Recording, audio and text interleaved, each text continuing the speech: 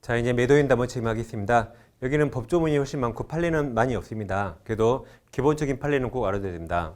일단 여러분 기본적인 실력을 좀 점검하겠습니다.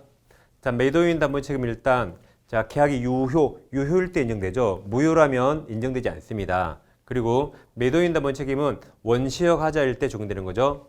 그랬을 때 일단 이건 법정 무과실 책임입니다. 근데 이 법정은 임의 규정이죠. 계약 부분 대부분 임의 규정이죠. 임대차에서 강행 규정이 몇 개 나오고 매매까지 다 임의 규정입니다.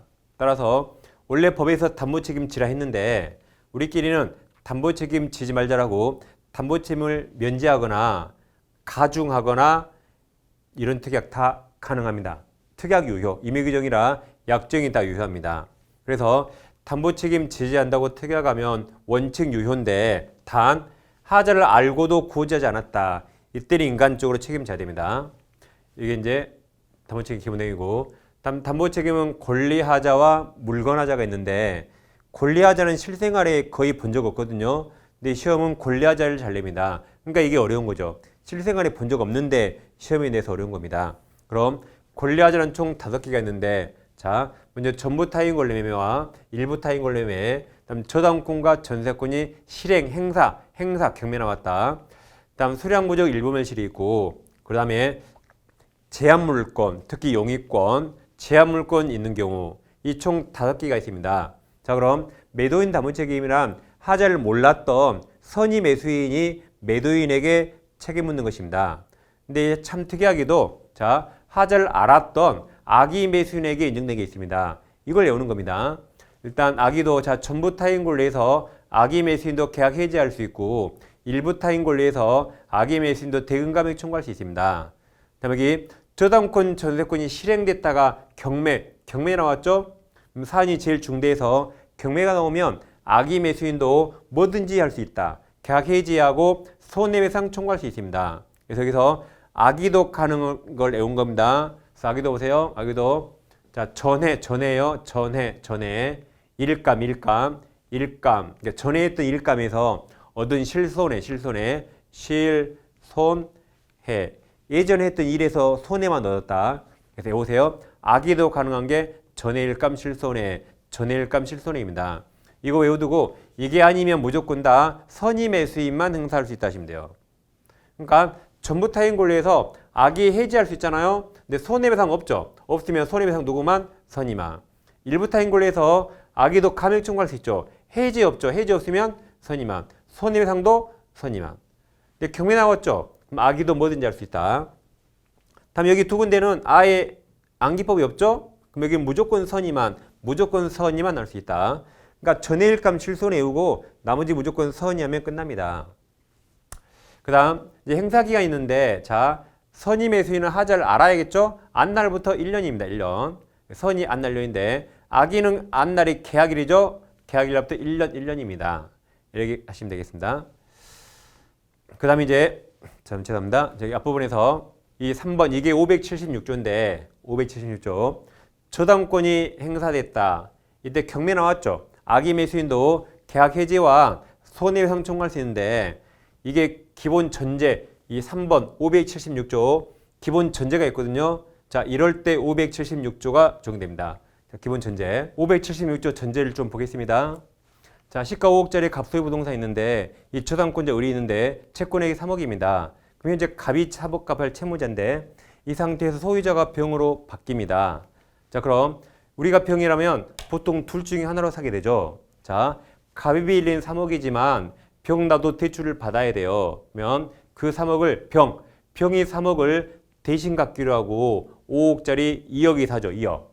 그럼 1억이 사게 되면 이제 병이 오히려 3억 갚아야 할 채무자가 됩니다. 그래서 만약에 병이 3억을 안 갚아서 경매 나오더라도 다 병 내 탓이죠.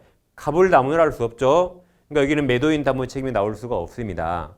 두 번째, 병 나는 돈 많아서 대출을 받을 필요 없어요. 그럼 병은 5억짜리 5억 주고 삽니다. 근데 내 5억 중에서 을은행에서 내 5억 중에서 이걸 다 먼저 갚겠죠. 그럼 이거 갚아버리면 경매 나올 일 없죠. 그러니까 이 병도 이때도 매도인 담보 책임이 나올 수가 없어요. 우린 이런 경우 많이 봤죠. 그래서 이 576조 전제는 우리가 본 적이 없는 겁니다. 잘 봐보세요. 자 봅니다. 자, 갑과 병이 태어나서 처음 봤는데, 처음 봤겠죠? 근데 갑이 사정을 해요. 제가 5억이 필요하니까 오늘 5억이 다 주시면, 5억 다 주시면, 갑 제가 2년 안에 이거 꼭 갚아서 말소할 테니까 오늘 5억 다 달래요. 그럼 태어나서 처음 봤는데, 갑 믿고 5억 주는 사람 있겠어요? 본 적 있나요? 본 적 없죠? 이 특이한 경우를 전제로 써놓은 게 576조입니다. 그럼 병은 당연히 악이죠? 당연히 처담권도 알고 샀거든요. 근데 5억짜리 다 주고 샀죠.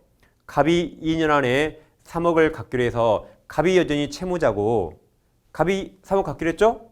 병은 갑 믿고 5억을 다 줬어요. 다 줬다. 그럼 갑이 3억을 갚아야겠죠. 갚기는커녕 우리 경매 청구했네요. 그럼 채무자 갑이 3억을 안 갚아서 병 내 부동산 경매 나왔죠. 누구 때문에? 갑 때문에. 이 병이 갑에게 매도인 담보 책임 물어야겠죠. 그죠? 그럼 그때는 당연히 악이더라도 계약 해지하고 손해배상 청구해야겠죠. 그건 막겠어요? 갑집 난리 납니다, 그날. 그래서 당연히 병의 악이더라도 계약 해지하고 갑에게 손해배상 청구할 수 있다. 그래서 이런 특이한 경우를 전제로 써놓은 게 576조입니다. 이걸 잘 이해하셔야 돼요. 자, 이제 문제 풀어봅니다. 1번. 매도인 담보 책임하는 기술 중 잘못된 겁니다.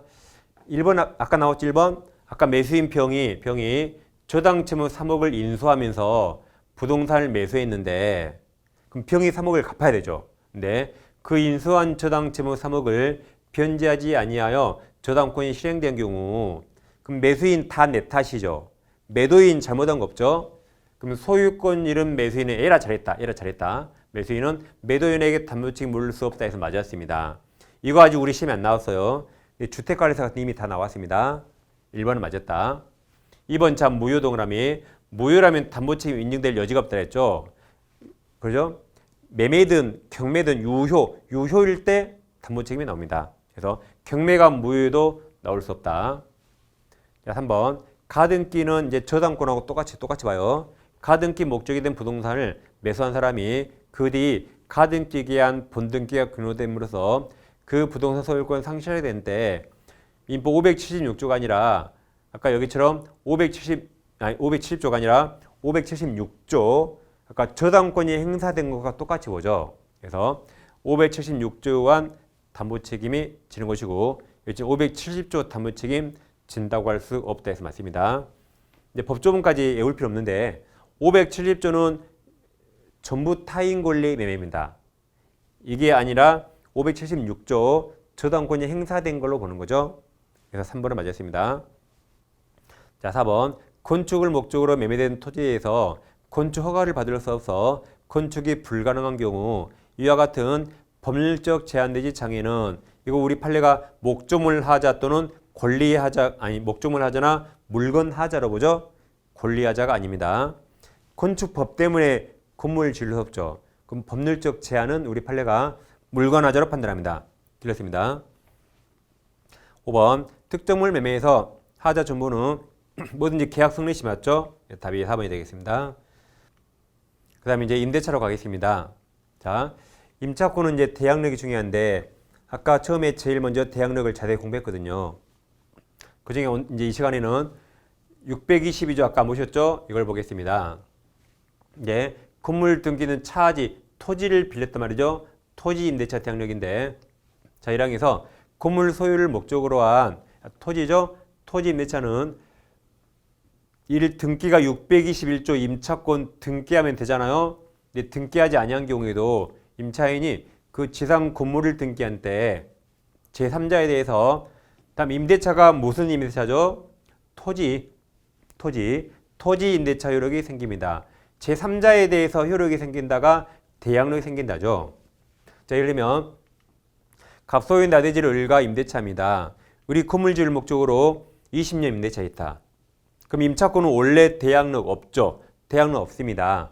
이 상태에서 우리 건물 지었죠. 토지는 갑토지, 건물은 을소유인데 이제 이건 대항력 원칙 없어요. 임대차 등기했다 말 없죠? 없습니다. 근데 갑이 병에게 토지를 매도하고 병에게 등기를 넘깁니다. 그럼 을은 20년을 병에게 대항할 수 없어요. 그래서 새로운 소유자 병이 철거 청구하면 을은 철거해야 됩니다. 철거해야 돼요. 그래요? 20년을 대항할 수 없기 때문에 철거하고 을은 그 손해를 갑에게 청구하고 철거해야 됩니다. 이렇게 내버려두면 건물이 다 이렇게 없어지잖아요. 따라서 이 특별 규정을 둬가지고 자 건물을 을 소유니까 우리 혼자서 건물 소유권 보전 등기할 수 있죠. 보전 등기하면 이 토지 임대차가 대항력이 생깁니다. 이 대항력이 생겼죠? 그래서 보세요. 소유권이 매매로 바뀌면 시간수. 그래서 만약에 우리 보전 등기를 먼저 해서 대항력을 먼저 취득했어요. 그리고 병에게 토지를 팔면 이 보전 등기가 병 등기보다 시간이 빠르잖아요. 그때 을은 갑과 매진 20년을 병에게 대항할 수 있기 때문에 철거 청구를 막아주는 겁니다. 단 이처럼 항상 매매로 소유자 바뀌면 시간순이에요. 이 대항력이 병 등기보다 빨랐어야 대항할 수 있고 만약에 병이 물권 취득을 먼저 한 다음에 나중에 등기하면 그때는 대항할 수 없습니다. 매매로 바뀌면 항상 대항력과 등기 시간순 그랬죠? 그걸 보시면 되겠습니다. 자, 문제 보겠습니다. 1번 갑소유 토지를 우리 토지죠? 자, 토지. 건물을 건축할 목적으로 임차했다. 틀린 겁니다. 자, 기억, 니은 두 개 묶으세요. 자, 기억이 622조. 우리 토지 임대차를 등기하지 않더라도 그 지상자 건물 등기 동그라미세요. 건물 등기한 때 제3자에 대해서 토지 맞았죠? 토지 임대차 효력이 생깁니다. 기억이 아까 622조고 니은이 판례입니다. 근데 니은 아직 우리 시험에 안 나왔어요. 니은 주의하세요. 자, 니은. 우리 지상 건물을 등기하기 전에 제3자 병이 그 토지 간에서 소유권을 취득한 경우 그럼 병 소유권이 빠르죠. 그 다음 우리 그 지상 건물을 등기하여도 이미 늦었어요. 그 제3자에 대해서 임대차 효력이 시간이 늦어서 생기지 않습니다. 디귿. 우리 건물에 설정한 저당권 실행되어서 그러면 경매 나왔죠? 자, 병이 그 소유권을 취득한 경우 특별한 사정이 없는 한 의뢰 토지 임차권은 병에게 이전된다죠. 그러니까 건물의 저당권을 설정하면 그 건물 저당권은 건물을 위한 이 종된 권리에 미친다고 저당권에서 공부했습니다. 지상권이라 임차권은 미치죠. 따라서 경매가 실행되면 미쳤으니까 임차권 종된 권리도 경락인에게 이전한다고 저당권에서 이미 공부했던 겁니다. 자, 리을. 만약 갑에게 임대 목적 토지에 대한 소유권 기타 임대 권한이 없더라도 임대차 계약은 유효하게 성립할 수 있습니다. 그러니까 타인 권리 매매 유효죠. 마찬가지로 타인 권리 임대차도 채권행위라 유효가 됩니다. 그래서 틀린 거라 정답이 3번이 되겠습니다. 자, 2번입니다. 자, 민법상 임대차 설명 잘못된 겁니다. 자, 1번에서 임대차 계약에 있어서 임대인은 임차 목적물을 계약 존속 중 사용 수익에 필요한 상태를 유지하게 할 의무를 부담한다. 표현이 좀 이상한데, 자, 임대인이 부담하죠? 임대인이 부담합니다. 따라서 임대인은 임차인을 위해서 목적물 유지 수선 의무가 있습니다. 그래서 임차인은 임대인에게 필요비를 청구할 수 있게 됩니다. 그게 626조가 되는 거죠. 자, 그 다음 2, 3, 4가 있는데 2번과 3번, 2번, 3번 있죠? 2번, 3번 두 개 잘 비교하세요. 자, 2번. 자, 1번처럼 일단 원래 임대인이 유지 수선 의무를 부담합니다. 다시 임대인이 유지 수선 의무를 부담한다. 이게 원칙인데 2번은 예외입니다. 2번에서 임차 목적물에 파손 등 장애가 생긴 경우 그것이 임차인이 별 비용을 들이지 아니하고도 손쉽게 고칠 수 있을 정도의 자, 사소한 것 동으로 쳐요. 사소한 것이어서 그럼 사소한 건 인간적으로 임차인이 부담해야겠죠. 사소한 것이어서 임차인의 사용 수익을 방해할 정도 것이 아니라면 예외적으로 임대인은 수선 의무를 부담하지 않는다. 그러니까 원래는 임대인이 유지 수선해야 돼요. 근데 예외적으로 사소한 것은 임대인이 부담하지 않는다. 임차인이 해야 된다. 다음 3번. 이제 이건 623조 이거 임의규정이죠. 그래서 3번. 임대인은 수선 의무는 특약구에서 이를 면제하거나 임차인 부담으로 돌릴 수 있으나 맞습니다. 임의규정. 그 다음 이는 통상 생길 수 있는 파손, 수선 등 소규모 수선에 한한할 것이고 그러니까 사선을 끊어요. 그 다음부터 대파손 소리나 건물의 주요 구동물에 대한 대수선과 같은 동그라미입니다. 대규모 수선 동그라미. 대규모 수선은 이가 뭘까? 이가 아까 이 특약, 임대인 면제 특약, 이 특약에 포함되지 아니하고 여전히 임대인이 그 수선 의무를 부담한다.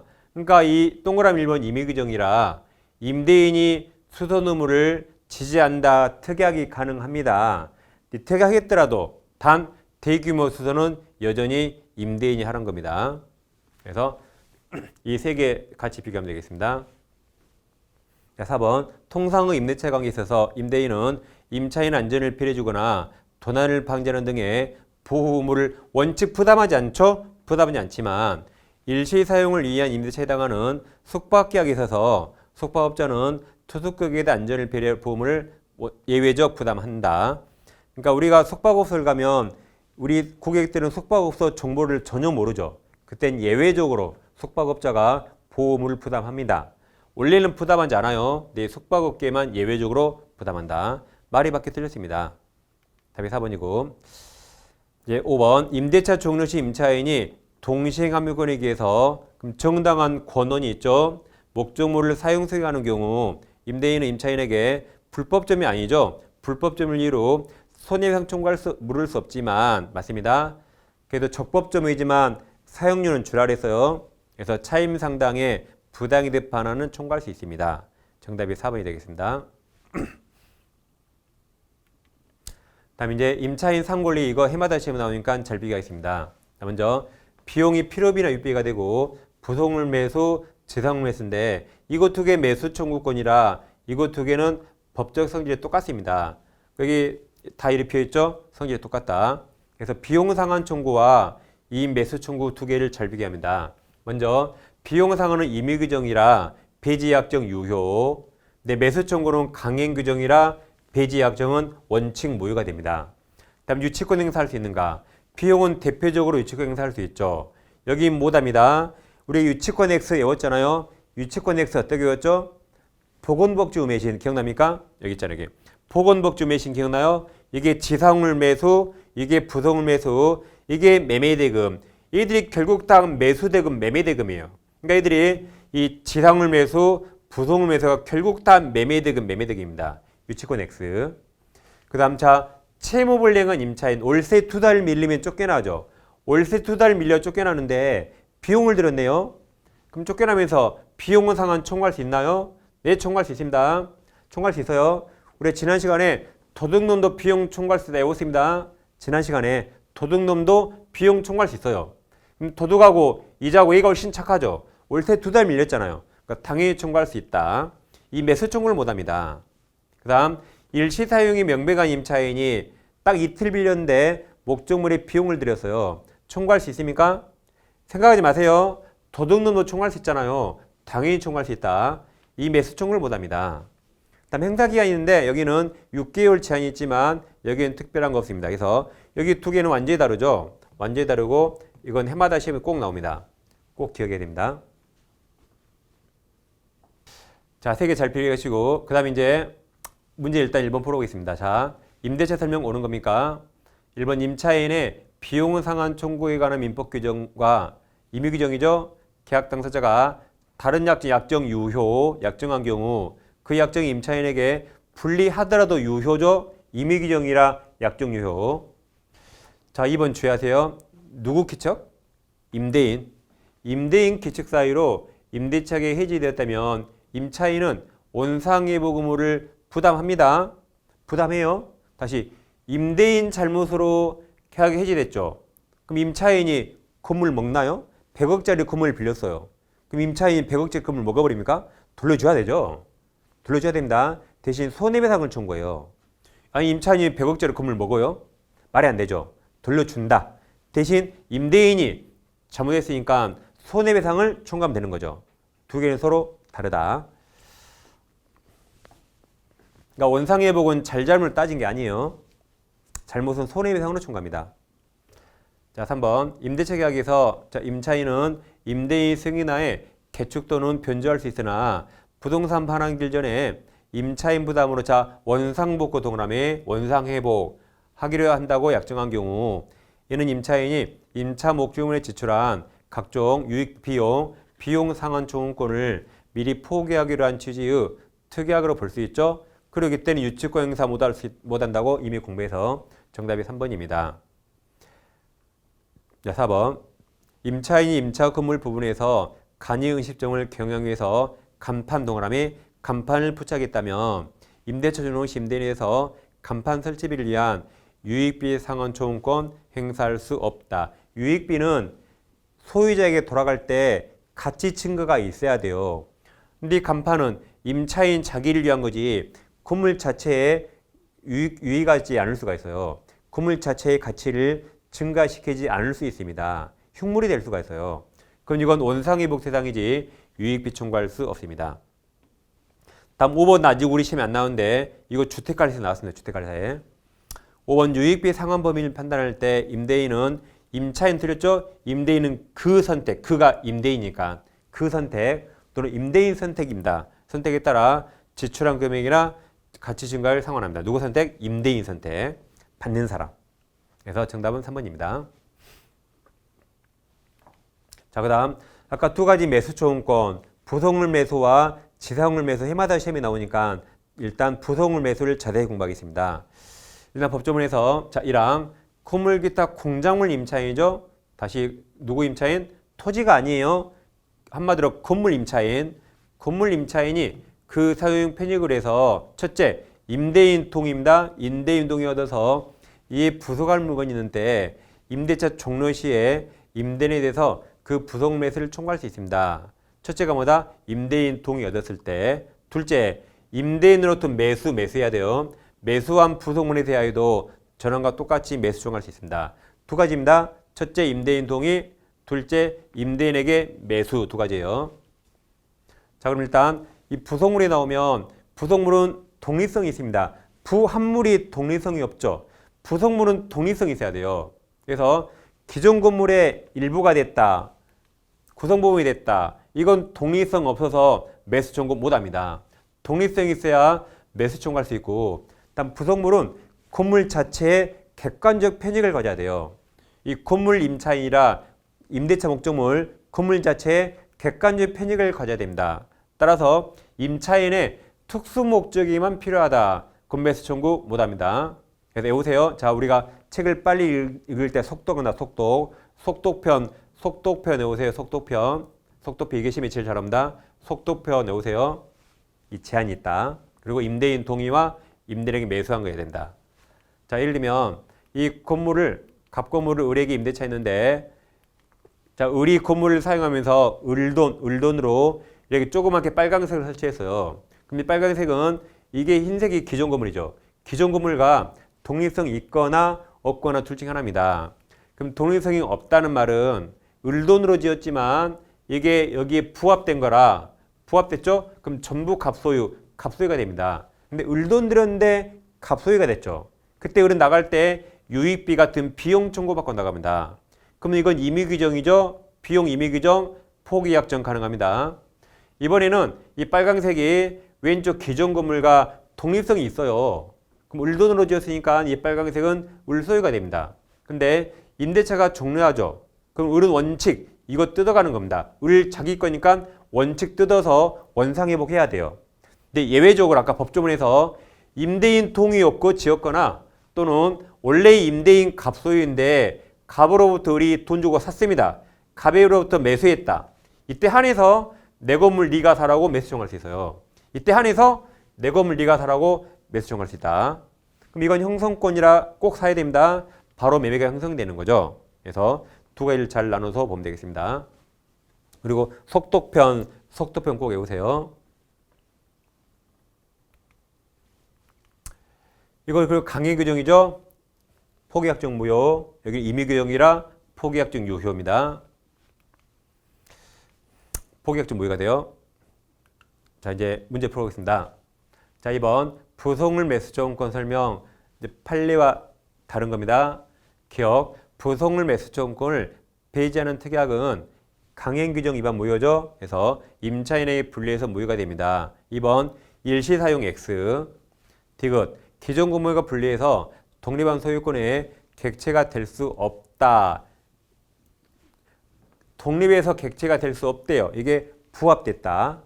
그러면 독립성 없죠. 독립성 없으면 부속 매수 대상이 될 수 없습니다. 아까 속독편 독립성이 있어야 가능하고 릴 특수 목적 넣으면 대상이 될 수 없다. 객관적 편익이 없으니까 그러니까 속독편 꼭 외우라 했습니다. 그래서 틀린 거라 정답은 니은과 리을입니다. 다음 이제 3번입니다. 자, 부속물 매수 조건권 설명 틀린 거네요. 기억 채무불 이행 나오면 인정될 수 없다 그랬고 니은, 자, 니은 어렵습니다. 잘 보세요. 자, 니은 건물 임차인이 자신 비용으로 자 중축 동그라미. 그러니까 건물이 있는데 중축했죠. 그럼 자 씁니다. 독립성 X. 우리 판례가 건물을 중축하면 기존 건물에 올렸잖아요. 원칙 독립성이 없다고 봐요. 원칙 독립성 없다. 독립성 없으니까 이건 애초에 부속물이 아니에요. 독립성 없죠? 애초에 부속물이 아닙니다. 그럼 뭘 청구해요? 비용상환 청구. 비용상환 청구. 아까 그림 봤잖아요. 아까 그림. 그래서 이것은 비용상환 청구입니다. 독립성 없어요. 그럼 비용상환은 임의규정이라 포기약정 가능하다고 방금 다 했습니다. 모른 척하면 안 돼요. 자, 증축 부분을 임대인 소유로 기속시키로 약정, 이 약정 유효입니다. 그러니까 이건 비용상환 청구권 포기약정 유효의 유효. 약정하였다면 특별한 사정이 없는 한 이는 강행규정이 반하면 무효 틀렸죠. 이는 임의규정이라 유효입니다. 그리고 부속매수 인정 안 됩니다. 다시 중축은 독립성 없죠. 그러니까 애초에 부속물이 아니에요. 비용상환, 비용이다 비용. 그 비용은 임의규정이죠. 그러니까 이것도 다 틀렸죠. 니은 어떻게 고칠 수가 없어요. 완전히 틀렸습니다. 자, 이것도 한번 최근에 시험에 나왔습니다. 임차인지가 전전 승계된 경우 특별한 사정이 인정되는 한 종전 임차인지를 승계한 자, 현 임차인 동그라미. 그럼 현 임차인이 권리 행사하는 거죠. 현 임차인이 여기 부속 매수 행사할 수 있습니다. 그래서 틀린 거라 정답이 기억과 니은이 되겠습니다. 자, 여기서 이제 지상물 매수도 공부하겠습니다. 자, 토지 임대차나 토지 전세권은 판례가 인정한다 그랬고, 다음 지상권 셋 다 토지 빌렸죠. 다 토지 빌려서 셋 다 갱신 청구와 매수 청구 있는데 이쪽에 판례가 많아서 시험은 토지 임대차 여기서 나옵니다. 그래서 갑소유 토지 나대지를 우리 빌렸죠. 임대차에서 지상에 건물 지으면 토지는 갑소유, 건물을 소유인데 임대차 기간이 만료됩니다. 근데도 건물이 멀쩡히 현존한다. 그러면 이거 철가면 아깝잖아요. 그래서 임차인은 한 번 더 하실래요라고 임대인에게 갱신 청구할 수 있어요. 한 번 더 합시다라고 갱신 청구할 수 있다. 갑이 승낙하면 더 합니다. 갑이 노 거절하면 내 건물 너가 사, 내 건물 사라고 매수 청구할 수 있다. 그럼 이건 형성권이라 무조건 사야 됩니다. 형성권이라.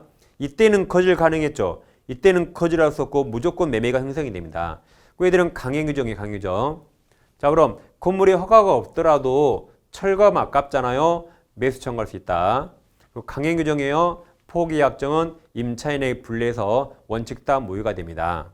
이게 가장 기본이고, 그 다음에 자, 이 지상물 매수는 건물 소유자만 청구할 수 있겠죠? 내 건물 사는 거죠. 우리 병에게 건물을 팔면 더 이상 내 거니까 그때는 매수 청구할 수 없습니다. 그리고 임대차 기간을 약정하지 않았어요. 그럼 임대인이 해지 통과하면 6개월 지나면 끝나죠. 그때도 매수 청구할 수 있는데, 자, 원래 매수 청구는 갱신 청구를 먼저 해야 됩니다. 그리고 창피하게 거절당했을 때 매수 청구하는 거죠. 근데 여기는 임대인이 그만두자 그랬죠. 임대인이 그만두자 그러는데 갱신하실래요? 그럼 그 입이 부끄럽잖아요. 이때는 갱신 청구 없이 곧바로 매수 청구할 수 있습니다. 자, 그다음 자, 이 건물에 보존 등기하면 토지 임대차가 대양력이 생긴다고 622조 공부했습니다. 그리고 나서 갑이 병에게 토지를 팔면 자 매매니까 이게 시간이 빨랐잖아요. 그럼 병 알고 샀으니까 이때 대항력이 뭐죠? 갑에게 행사할 수 있는 권리를 제3자에게 행사할 수 있다. 그래서 이제는 병에게 매수 청구할 수 있습니다. 병은 사야 됩니다. 자, 그 다음 이 갑토지 제3자 토지가 있는데 을이 갑토지를 빌렸거든요. 그럼 건물을 갑토지하겠죠. 근데 옆에 제3자 토지가 걸쳐서 건물 짓습니다. 그래 놓고 이거 전부 다 매수 청구하면 될까요? 말이 안 되죠. 이때는 근데 판례가 더 특이합니다. 우리 판례가 자 건물을 쪼갤 수 있나요? 쪼갤 수 없죠. 근데 우리 판례가 뭐라 하냐면 자 임차지가 갑토지죠. 임차지 상에 서 있는 건물 중에서 구분 소유 객체가 되는 것에 한하여 구분 소유가 객체가 되는 것에 한해서 매수 청구할 수 있도록 판시합니다. 그러니까 이게 구분 소유 객체가 되지 않으면 애초에 매수 청구 못합니다. 근데 건물을 뽀갤 수 있나요? 의문입니다. 아무튼 판례는 임차지 상에 서 있는 건물 중에서 매수 청구 객체가 되는 것에 한하여 매수 청구할 수 있다고 판시합니다. 자, 그 다음 자 보세요. 자 건물에 근저당권이 있다. 당연히 매수 청구할 수 있죠. 그럼 우리나라에 저당권 없는 건물이 있을까요? 이거 있더라도 당연히 매수 청구할 수 있습니다. 이건 시험에 나왔어요. 근데 얼마에 살 것인가 아직 시험에 안 나왔습니다. 다른 민법이 나왔어요. 자, 만약에 이 건물이 시가 10억이고 근저당권의 채권 최고액이 4억이라 가정하세요. 그래서 내 건물 사라고 할 수 있죠? 그때 얼마에 살 것인가? 자, 건물 시가 상당히 10억일까요? 아니면 10억에서 이 채권을 공제한 6억일까요? 매수 가격이 시가 10억입니까? 이걸 뺀 6억입니까? 얼마일까요? 10억입니다. 10억. 자, 4억을 누가 빌렸죠? 을이 빌렸죠? 그럼 을이 갚는 겁니다. 그리고 그러니까 갑은 10억에 사요. 갑은 10억에 사는 것이고 을이 채무자라 을이 4억을 갚아야겠죠? 은행은 허락도 없는데 채무자를 갑으로 변경해서 갑이 4억 갚는 거 아닙니다. 은행은 갑이 신용이 안 좋으면 채무 안 줍니다. 그래서 을이 빌렸으니까 특이하게 음란한 을이 갚아요. 4억을. 그리고 갑은 시가에 사는 겁니다. 그래서 이건 아직 우리 시험에 안 나왔습니다. 자, 문제를 풀어보겠습니다. 4번 지상을 매수 청구 성립 판례와 다른 겁니다. 1번 지상 건물이 객관적으로 경제적 가치가 없거나 임대인에게 소용이 없더라도 그래도 매수 청구할 수 있습니다. 무조건 사야 돼요. 2번 자 2번 3번 묶으셔가지고 두 개 잘 비교합니다. 2번 지상을 매수 청구한 상대방은 임차권 소멸 당시의 토지 소유자인 임대인이 원칙인데 자 3번 건물 소유를 목적으로 한 토지 임차인은 그 임차권이 자 대양력 동그라미 대양력 있는 경우라면 임대차 계약 종료 후 임대인으로부터 토지 취득한 토지 양수인 제3자에게 매수 청구권 행사할 수 있다 했죠. 아까 건물이 등기해서 대양력이 있다면 제3자에게 행사하는 게 대양력이죠. 있다.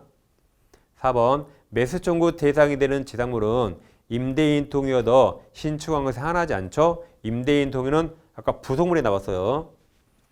5번 비록 행정관청의 허가를 받은 적법한 건물이 아니더라도 즉 무허가죠.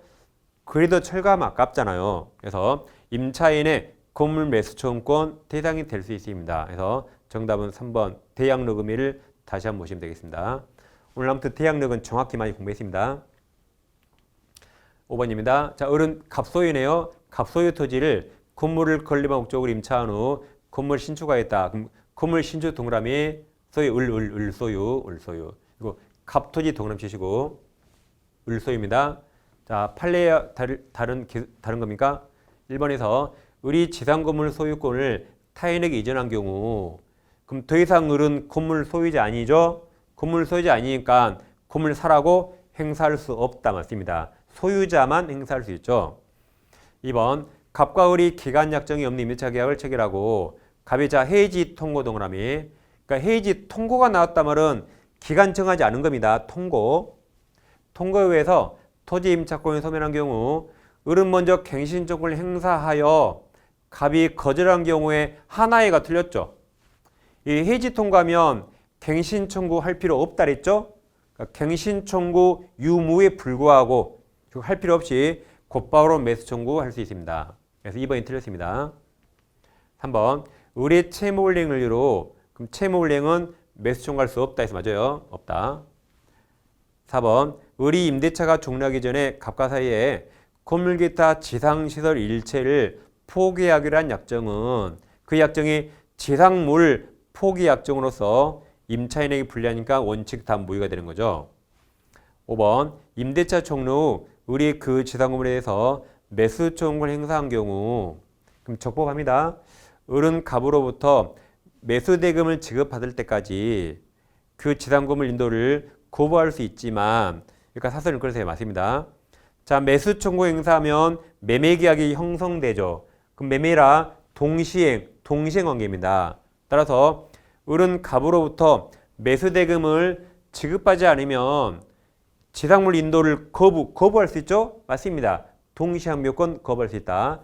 단 그러더라도 을은 갑토지를 사용하죠. 거부할 수 있더라도 을은 누구 토지? 갑토지를 사용합니다. 그러면 세상에 공짜가 없으니까 갑토지 사용료는 줘야 됩니다. 그래서 그 부지, 그 토지를 계속 사용하는 한 그로 인한 부지 임료 상당액은 부당이득으로 반환해야 됩니다. 그러니까 동시항묘권이나 점유는 적법하지만 토지 사용료는 줘야 됩니다. 별개입니다. 답은 2번입니다.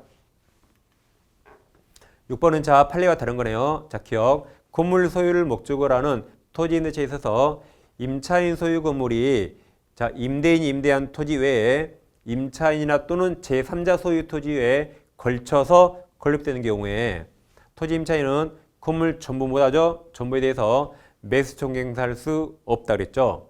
아까 어떻게 한다 그랬죠? 임차지상에 있는 건물 중에서 구분 소유 객체가 되는 것에 하나여 매수 청구할 수 있고 구분 소유 객체가 될 수 없다면 애초에 할 수 없습니다. 난 니은 득은 묶으셔 가지고 니은 자 근저당권 동그라미 근저당권에 설정도 할 수 있다 그랬죠. 근데 디귿은 아직 시험에 안 나왔습니다. 자 니은의 경우에서 그 건물 매수 가격은 근저당권의 채권 최고액이나 피담보 채무액을 공제한 금액으로 정하는 게 아니라 그랬죠. 공제하기 전 원래 건물 가격 아까 10억이었습니다. 4억을 뺀 6억이 아니었어요. 건물 시가 상당액 10억입니다. 공제한 금액이 아니다 그랬고. 자, 리을 민법 643조 소정에 지상물 매수 청구 행사되더라도 임대인이 기존 건물 철거 비용을 포함해서 임차인이 임차지상의 건물을 신축하기 위하여 지출한 모든 비용을 보상할 의무를 부담한 건 아니죠. 매수 청구 행사할 당시의 건물 시가 상당액이죠. 모든 비용이 아닙니다. 뭐 임차인이 팔자를 고치려면 안 돼요. 그래서 틀린 거라 정답은 기억과 디귿 4번이 되겠습니다. 자 이제 임대차 가장 마지막인 임차권 양도와 전대차까지 공부하겠습니다. 일단 629조에서 자 임차인은 임대인 동의 없이 그 권리가 임차권을 양도가 매매 양도하거나 임차 물건을 전대차하지 못한다. 이항 임차인 전환규정 위반한 때, 즉 임대인 동의 없을 때 임대인 계약을 해지할 수 있다.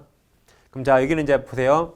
임대인 동의 있는 양도와 임대인 동의 있는 물건 전대차 동의 있을 때는 양도와 전대가 완전히 다릅니다. 동의 없을 때는 양도와 전대가 똑같아요. 이걸 꼭 주의해야 된다. 다시 임대인 동의 있잖아요. 양도와 전대가 완전히 다르다. 동의 없을 때는 두 가지가 똑같습니다. 이 목차 세 개를 반드시 기억하셔야 돼요. 이거 기억 못하면 나올 때마다 헷갈립니다. 동의 있을 때 서로 다릅니다. 자 그럼 먼저 동의 있는 양도를 보겠습니다. 자 갑 소유 부동산을 을에게 임대차 했는데 갑은 을 보고 빌려줬죠. 근데 을이 다행히 갑 동의 없고 자 임차권을 양도한다. 그럼 임차권을 돈 받고 팔았죠. 그럼 을은 현재 임차권 있어요 없어요? 팔았으니까 을은 현재 임차권이 없습니다. 그죠? 그래서 양도인은 임차권 없어요. 양수인이 그 지위를 승계받는 거죠. 그래서 을은 여기서 완전히 탈락이 나갑니다. 임차권이 없으니까 그 을 지위를 병이 승계하는 거죠. 그러니까 임차권 양도는 그냥 임차인만 병으로 바뀐 겁니다. 그래서 병이 을 지위를 승계합니다. 그럼 남은 기간 누가 살아요? 병이 삽니다. 가덕이 인사도 이제 병이에요. 월세도 병이네요. 이게 을지일병이 생겨하는 겁니다. 그 말은 자, 갑과 을이 맺은 계약 내용이 갑과 병한테 그대로 생겨되는 겁니다. 단 여기 시험에 나올 게 용언이 딱 하나예요. 자, 만약에 을이 갑에게 연체 차임이 있다. 그것은 갑과 을 간의 채권 채무라 특약이 없는 한 병에게 생겨지지 않습니다. 이 계약 내용만 생겨된 겁니다. 그러니까 임차권 양도는 특별히 설명할 게 없어요. 임대차 똑같은데 임차인만 병으로 바뀐 겁니다. 특별히 설명할 게 없습니다. 그래서 시험도 이거 한 지문밖에 나오지 않아요. 근데 동의는 전대는 완전히 다릅니다. 자, 갑부동산을 을에게 임대차 했는데 을이 갑동이었고 병에게 빌린 물건을 다시 빌려줘요. 그럼 얘를 전대인, 얘를 전차인 그러고 병이 직접 주매합니다. 그럼 을은 여전히 임차권 남아 있어요. 을은 그 자리에 머물러 있습니다. 그 밑에 한 명이 더 생긴 거죠.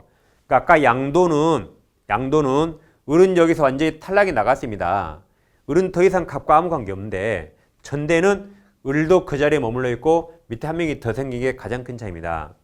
자, 그럼 전대차에서는 자, 임대차는 갑과 을 간의 채권 채무라 이 계약은 갑과 을만 구속당하고 병은 아무 상관없습니다. 마찬가지로 전대체 계약도 채권이라 을과 병만 구속당하고 갑과 아무 상관없습니다. 그럼 여기서 갑과 병은 아무 계약관계 없죠? 아무 관계 없습니다. 그런데 갑동이하에 갑부동산을 병이 점유해요. 근데 둘이 아무 계약관계가 없잖아요? 계약관계가 없으니까 법에서 둘 간의 관계를 만들어집니다. 법에서 전차인은 직접 임대인에게 의무를 부담한다고 써 있어요. 근데 반면 직접 권리 행사한다는 규정 없습니다. 그래서 병은 법적으로 을을 대위해서 갑에게 권리 행사해야 되고 직접 할 수 없습니다. 다음, 자, 갑과 을이 임대차를 중도에 합의로 종료시켜요. 그럼 병은 동의 얻었으니까 병은 쫓겨나면 안 되겠죠. 병 전차권 소멸하지 않습니다. 그게 이제 631조. 임차인이 임대인 동의 얻어 적법하죠. 임차물을 전대차한 경우에 임대인과 임차인은 합의죠. 합의로 계약을 종료한 때 전차인 권리는 소멸하지 않습니다. 자, 그 다음 이제 해지 통고와 전차에 나오는데 자, 갑부동산을 을에게 임대차 했는데 동의 없고 전대차 했죠. 그래서 병이 직접 점유하는데 자, 보세요. 임대차 기간을 정하지 않았어요. 그럼 임대인이 해지 통고할 수 있죠. 이때는 그 사유를 전차인에게 통지해야 됩니다. 통지하지 아니하면 전차인에게 대항할 수 없고 통지해야 됩니다. 근데 반면 만약에 임차인이 차임을 2기 이상 연체합니다. 그럼 채무불이행이죠. 이때는 해지하죠. 해지. 그러니까 잘못될 때 하는 게 해지예요. 해지 통고는 잘못한 게 아닙니다. 잘못했으니까 해지하죠. 이때는 그 사유를 전차인에게 통지하지 않더라도 끝났다고 대항할 수 있습니다. 이 두 개를 잘 비교하시고 시험 이거 두 개를 바꿔냅니다. 자, 그 다음 동의 없는 양도 전대 똑같습니다. 자, 갑부동산을 을에게 임대차 했는데 동의 없이 병에게 임차권을 양도하거나 전대합니다. 자, 그럼 양도하면 을을 양도인, 병을 양수인, 전대하면 을이 전대인, 병이 전차인. 무단 양도 전대라도 자, 이건 둘 간의 이거 유효입니다. 둘 간의 유효예요. 갑에게 안 들키면 돼요. 들키면 책임지면 되죠. 일단 둘이 유효라. 을은 병에게 점유를 넘길 의무가 있고 을은 갑통이 얻어질 의무를 병에게 부담하고 이거 둘이 유효입니다. 둘이 유효입니다. 근데 갑에게 들켰네. 그러면 을이 갑을 배신했기 때문에 갑은 임대차를 해지할 수 있고 쫓아낼 수 있습니다. 해지할 수 있다. 원칙 해지할 수 있죠. 근데 단 우리 판례가 예외적으로 을과 병이 법률상 배우자고 을과 병이 여기서 동거하면서 함께 가구점 운영합니다. 근데 배우자끼리 임대인 동의 없이 무단 양도한 게 특별히 임대인에게 어떤 배신 행위가 되지 않는다면 예외적으로 해지권이 제한된다는 예외적 판례가 있어요. 그러니까 원래 해지할 수 있는데 이런 특별한 사정이 있으면 예외적으로 해지할 수 없습니다. 그 다음 해지하든 말든 간 마음이죠. 해지 안 했습니다. 해지 안 했어요. 그래서 이제 다시 밑에서 보겠습니다. 이렇게 했는데 자, 해지하지 않았어요. 그럼 이거 여전히 유효죠. 그럼 우리에게 월세 받네요. 월세 받으니까 갑은 재산상 손해 없죠. 재산상 손해가 없으니까 또다시 병한테 돈 달라면 될까요? 안 됩니다. 또다시 차임상당의 손해배상이나 부당이득 반환 청구할 수 없습니다. 왜 그래요? 우리에게 돈 받으니까 그럼 병에게 또 받아요? 그럼 월세 두 번 받네? 또 무단하면 한 번 또 받네? 한 번 또 받고? 이 말이 안 되죠. 돈 한 번 받으면 끝이에요. 또 달라 못한다. 이게 시험에 제일 많이 나오고 있습니다. 왜 그래요? 재산상 손해가 없으니까. 자, 이제 문제 풀어봅니다. 항상 동이 있을 때는 양도 전대 달라요. 동이 없을 때는 똑같습니다. 1번 을은 갑소유금을 임차했다. 틀린 겁니다. 1번 만약 을이 갑동이 없이 임차권을 병에게 양도한 경우 을과 병의 임차권 양도 유효죠. 무단 양도 유효. 2번 답은 1번 나왔고, 자 1번의 경우에 갑은 임대차 계약을 해지하지 않는 한 병에게 불법점을 이루한 차임상당 손해배상 청구할 수 없습니다. 해지하지 않았기 때문에 을에게 돈 받잖아요. 그러니까 청구할 수 없다고. 3번도 마찬가지 부당이득 반환 청구할 수 없다. 똑같습니다. 똑같다. 4번 1번의 경우에 병이 을의 배우자이고 그 건물의 동감이 함께 가구점 운영하고 있다면 이때 예외적으로 해지할 수 없다 그랬죠. 5번 을이 갑동이어도 병에게 전대하여 임대차와 전대차가 모두 종료한 경우 병이 임대인 갑에게 직접 건물을 반환하면 을에게 굳이 반환할 필요 없겠죠. 면허도 맞습니다. 답은 1번이었습니다. 2번 임대인 갑 동이 얻었네요. 동이 얻어 동그라미 동이 얻어 임차인 을이 병과 전대차 계약을 체결하고 목적 부동산 인도했다. 옳은 겁니다.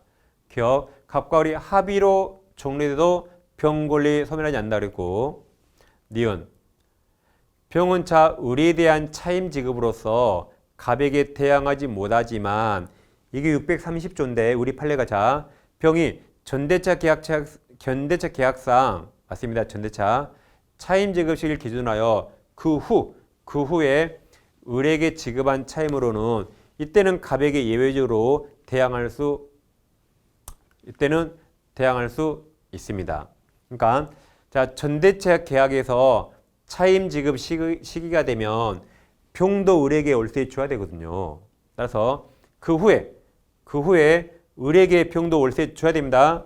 그 한 지급으로는 그때는 갑에게 대항할 수 있어요. 근데 전대차 계약상 차임 지급 시기 전에 미리 줬다면 그때는 갑에게 대항할 수 없지만 이렇게 후에 지급했다면 대항할 수 있습니다. 기준이 전대차 계약상입니다. 자, 디귿 임대차 계약이 자 해지 통고 동그라미 해지 통고로 인하여 종료된 경우에 갑은 전차임 병에 대해서 그 사유를 통지하지 않으면 해지로서 병에게 대항할 수 없다. 이때 통지하라 했죠? 통지하라. 자, 리일과 비교 디귿 리를 묶어요.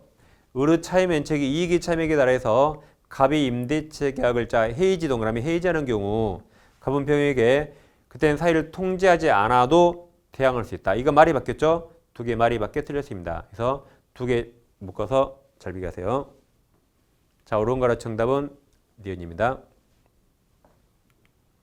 여기까지 제가 10분 쉬가지고 이제 민특법까지 하겠습니다. 10분 쉬겠습니다.